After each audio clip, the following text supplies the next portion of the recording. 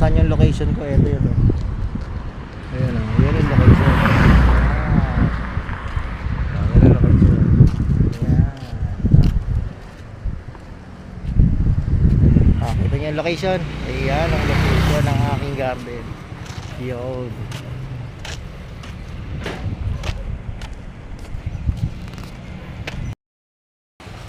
Ayun, sa sobrang init, sarap tumambay dito sa may ilalim ng puno.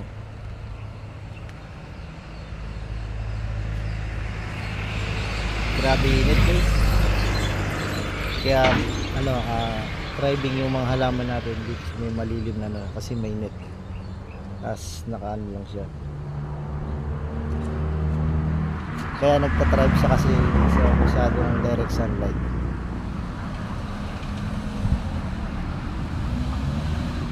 Yun, meron tayong mga tambay.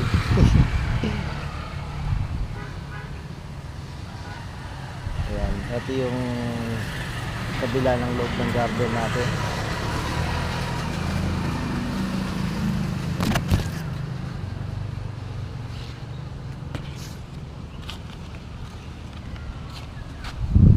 Ayan, ito yung kabilang area, yung kabilang entrance ng doon.